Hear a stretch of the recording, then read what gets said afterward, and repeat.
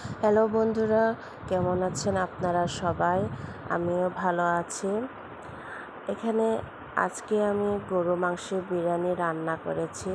তো কিভাবে গরু মাংস বিরিয়ানি রান্না করেছি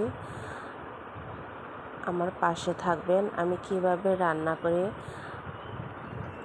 এখানে গরু মাংস বিরিয়ানি রান্না করার জন্য বাজার করে নিয়ে এসেছিলাম।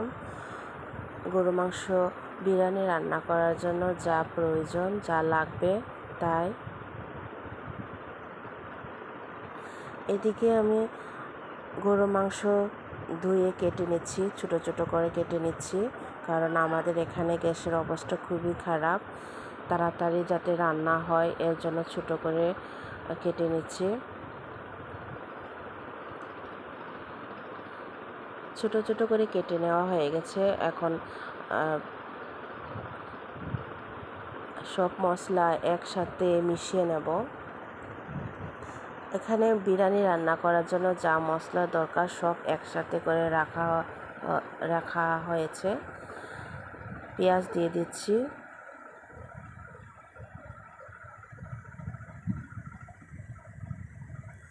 তারপর রসুন দিয়ে দেব।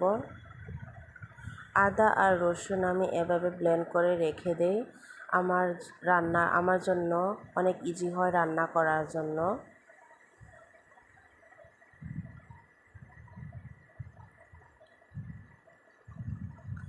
আর এখানে কিছু মশলা রেখেছি, মরিচ গুঁড়া, জিরা গুঁড়া, ধনিয়া গুঁড়া, তারপর গরু মাংসের গুঁড়া। এখন বিরিয়ানি মশলা দিয়ে দেব।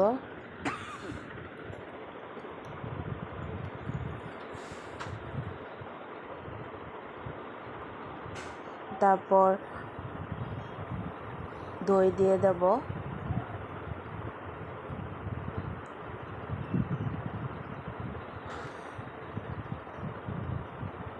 দই দিয়ে দিচ্ছি।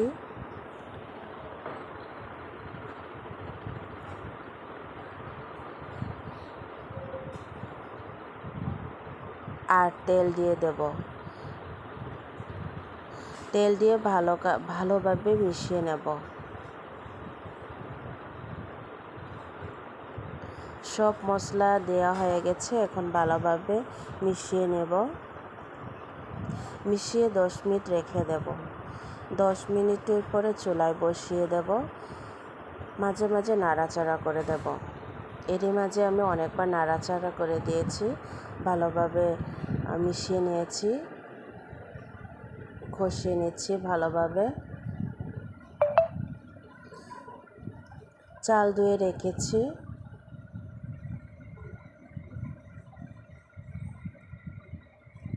আমার কষানো প্রায় হয়ে আসছে।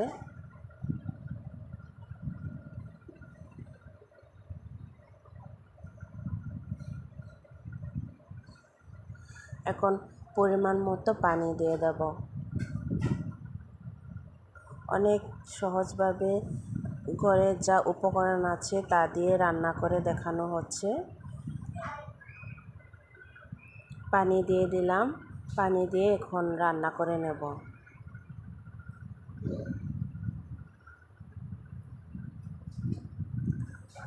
বেশ আমার রান্না হয়ে গেছে, মাংসটা নরম হয়েছে।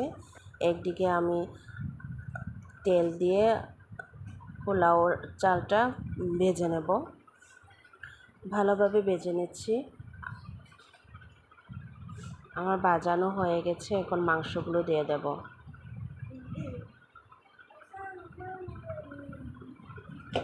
মাংসগুলো দিয়ে দিলাম,